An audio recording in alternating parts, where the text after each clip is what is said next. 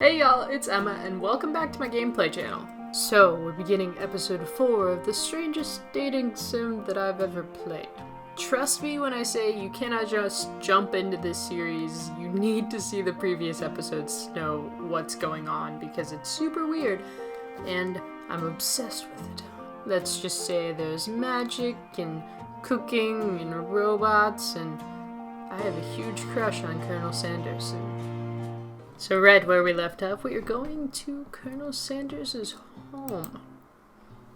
Wow, this is casual. Is that him as a baby? I love it. Stepping inside Sanders' home, surrounded by his things, you start to feel a special bond with him. Looks like you live such an exciting life, Colonel Sanders. Every day can be an adventure if you approach it with the right attitude. Long ago, I made the decision to never stop searching, never stop working, never stop imagining.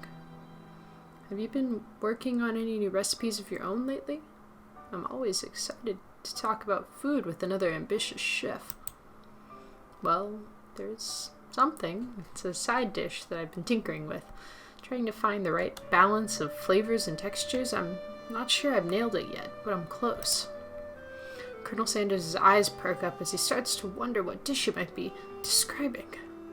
It's meant to pair with something spicy or something crispy. Both, perhaps? Now you've got him right where you want him. Should you reveal your new creation to him or keep it a secret, just for you? Don't tell him. You decide that you're as ready as you'll ever be to share your original cooking with Colonel Sanders. Before you can talk yourself out of it, you decide to dive in head first. You reach in your lunch bag for a special dish you've been keeping on ice all day. I present to you my original coleslaw. The shredded cabbage dish glistens in the light of Colonel Sanders' luxe hideaway. Magnificent. Together you chow down on the creamy slaw until just a spoonful remains in the dish. Do you mind if I hold on to the last bite? I'd like to have it around so that I can admire its taste later and think back on this moment. You could offer to make him more, but he seems like a very sentimental kind of guy. Sure, why not? Please, make yourself comfortable. I'll be back in just a moment. You realize that now would be the perfect time to do some snooping. Around the room are various items that you can look closer at. Each item seems to radiate memories and emotions. Tap an item to discover more about the Colonel. Oh. I feel like I gotta look at the baby photo. That's ridiculous. An adorable little baby boy curls across the floor. From the goatee and the mustache combo he sports, you figure it must be Colonel Sanders himself. That, or maybe it's the drumstick he seems to be waving like a rattle. Who frames a baby picture of just themselves? Probably the same type of person who would make their own face the logo of the company they founded, am I right? I don't know what that is. This must be where he keeps the secret recipe. You think for a moment. What number is important to Colonel Sanders? Then it dawns on you. As soon as you turn the dial to 111111, inside you find a single note. Can chicken be prepared sashimi style? No. You notice a very realistic stuffed chicken sitting on a corner table. When you pick it up, you realize it isn't just realistic, it's real. Taxidermy must have been important to Colonel Sanders when it was alive. A little note clipped to the chicken's foot reads, "The true state bird of the great state of Kentucky." Tap an item to discover more about the Colonel. Gaze out the window across the vast lake and mountain range beyond. You think about heading out in the world on a quest to avenge my death? Wait, what? I never even learned your name. Why would I avenge you? I could just tell you my name right now. Can't you see I'm in the middle of something? You open the window a crack and the ghost of student is swept out with a breeze. I'm so mean. Everyone's so mean. A lock of silver hair is woven through the teeth of the comb. Upon further inspection, you realize that it's the hair then isn't just silvery in color, it's actually made of spun silver. Colonel Sanders' hair is silver? I have questions. A scented candle. You pick it up and try to identify the smell. Power tool? Freshly starched collar? Piece of wood floating in a lake?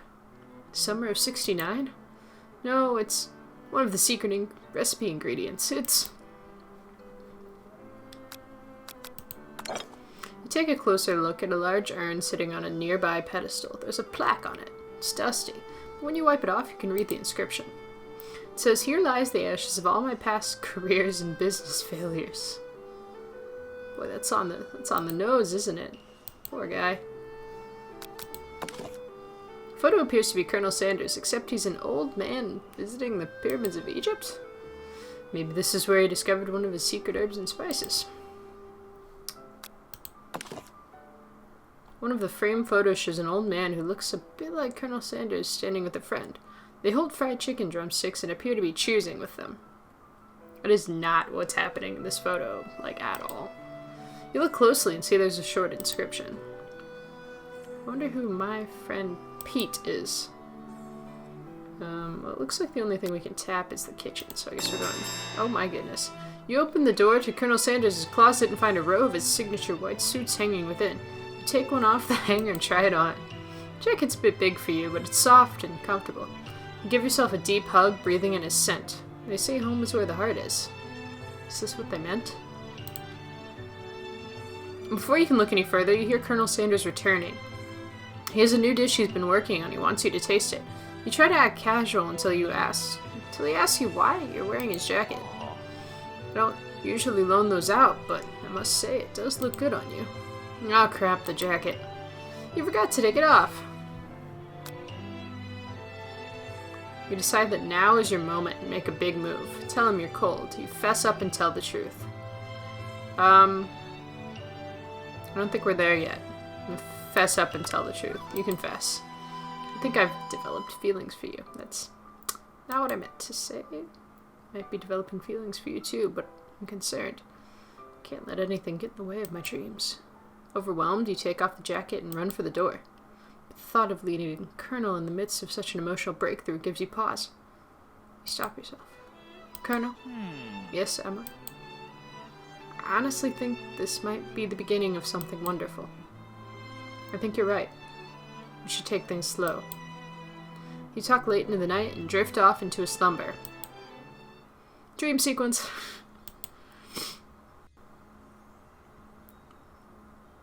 I love that. You awake to a beautiful morning in Colonel Sanders' hideaway. Did you make the right decision on how to respond to Colonel Sanders? Only time will truly tell. Today is a day that could change the rest of your life. You think about the new secret ingredients you just learned about. Some jurisdictions it isn't even legal, but if the recipe is a secret, how will they know? Your thoughts are interrupted when Colonel Sanders emerges into the room. He's holding a gorgeously plated breakfast, and your mouth waters at the sight of it. Here's a simple breakfast I just whipped up. It's meticulous. It's fried chicken. And a biscuit. You taste Colonel Sanders' food, and it takes you on a journey. When you return, he's waiting to ask you an important question. So would you say we're the perfect match? Even these virtual boys have taken it too fast from me. Colonel Sanders, you have yet to thaw my cold heart. I am afraid of commitment right now. How presumptuous. My cuisine in your taste buds, that is. Oh. Such confidence, such grace. Could it be the world's greatest gift to cookery? I'll flatter him. I'm a flirt. You know, I think we might make a great team. A single tear begins to pool in the corner of his eye as he gazes out the window. And with the right business partner, I know I can't fail. Business partner? Could he be talking to you? It's all happening so quickly. Am I about to get friend-zoned in a video game? Overcome with emotion and confused by your feelings, you're on the verge of tears, unable to speak. The only answer you can find is to run out the door and get home.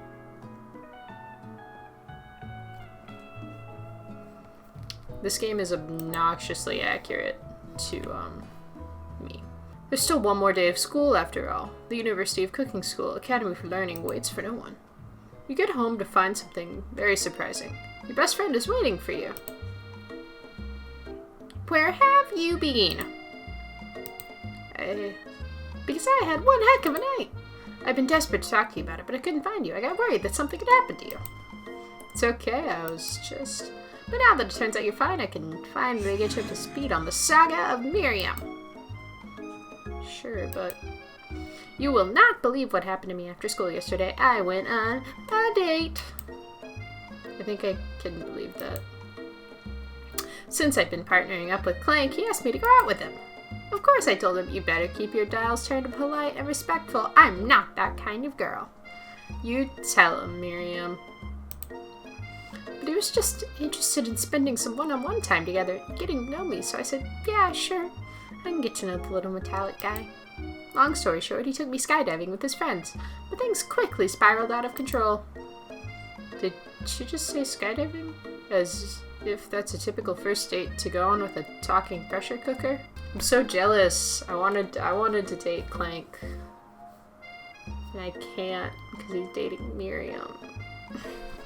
I mean, Colonel Sanders is hot, but he's not Clank hot. And now I'm not really sure where we stand. You don't give Miriam time to tell her whole story, however. Bottling up the details of your own night is just too much to bear.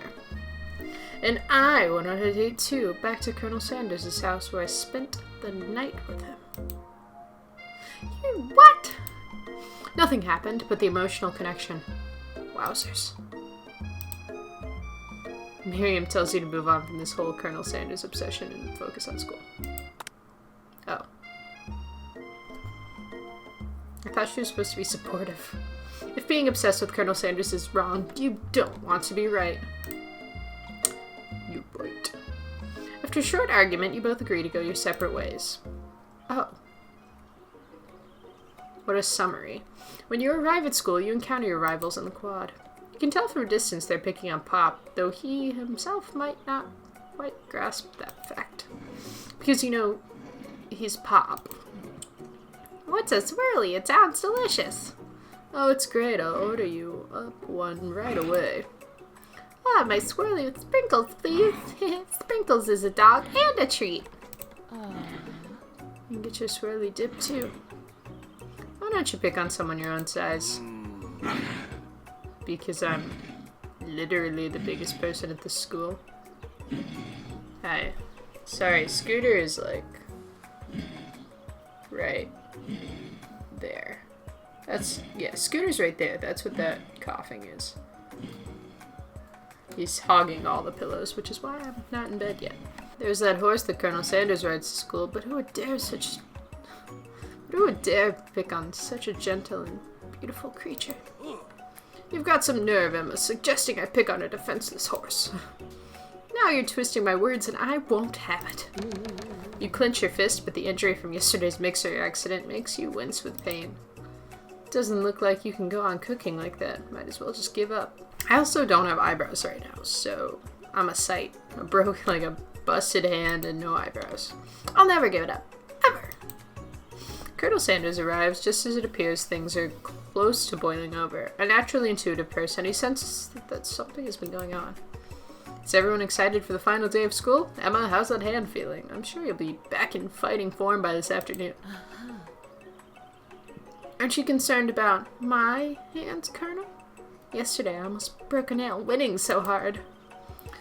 Technically, I don't believe a winner was decided, but your presentation was quite impressive. What is he doing? Complimenting her? But what about the flavor of my delicate, warm, gooey chocolate sauce?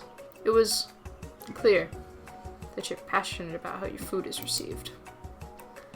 That's a lot of words to say it was bland. Excuse me, Emma, I'm more than capable enough to speak for myself. Man, I'm just putting my foot in my mouth. Maybe you could tell me more of your thoughts as we walk to class, Colonel. I'm always interested in discussing the fine art of fine foods.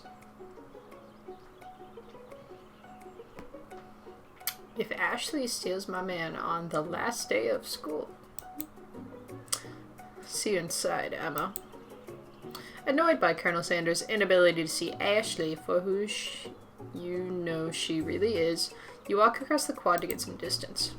In an attempt to distract yourself from how slighted you feel about that interaction with Ashley, you take out the spell book you recovered yesterday and start flipping through the pages. Whoa, that's the book. It looks like bad news. It's just something I found lying around. It would appear to be some sort of grimoire, but I really don't believe in that magic stuff. A grimoire? Like a book of spells? I don't know. Who would spend so much time decorating a magic book if they weren't really powerful? I can think of a surefire way to find out. You open to a page covered with arcane warnings. Cast only in case of extreme emergency, it says around the edge of the page. I could use this spell here that says it will erase anyone I choose from all my memories. If I scrub out Colonel Sanders, it would probably help me focus better on the upcoming exam. That is way drastic. Couldn't you do something else, like anything else? Not rooted in dark magic? Maybe tie a string around your finger? Shut up, Miriam. I want to be a wizard. A wizard chef.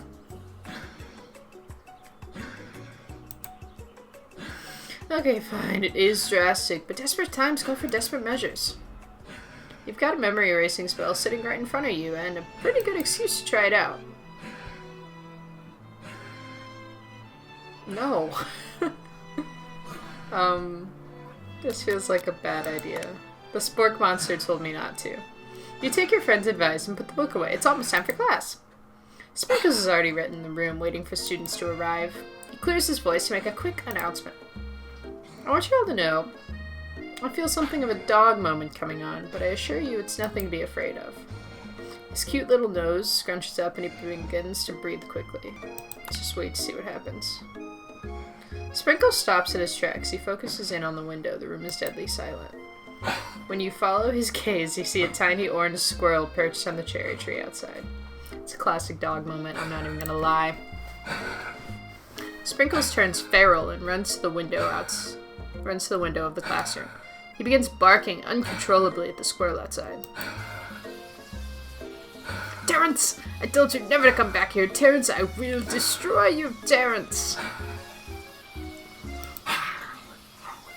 Sprinkles is barking ferociously, drool flying off his face. The squirrel looks over, but he doesn't say anything back. You wonder, is that even a talking squirrel? Who named him Terrence? You better not show your chubby cheeks around here ever again. After Sprinkles is satisfied that his presence has been felt by not only Terrence, but any other squirrel in hearing distance, he returns to his professional tone. Ahem. I apologize for the outburst. This actually brings up an important point. Thank you, Emma, for reminding me to dole out this indispensable bit of wisdom, you see. But before you can go any further, Miriam's love drama spills over into the class. Sprinkles is interrupted by whirs and sparks coming from the back of the room.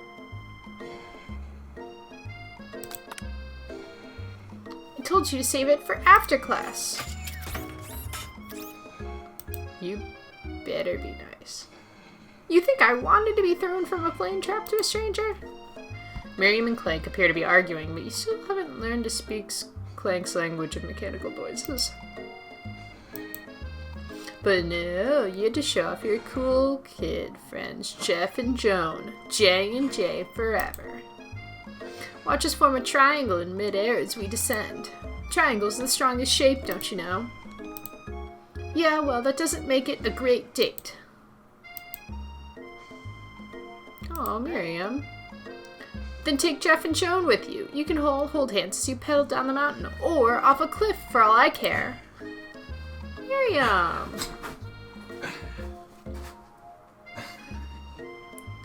Be nice to the most attractive man in the game. Clank begins to shudder. Steam pours out the gaps in his panels, and then a loud ding stops him in his tracks.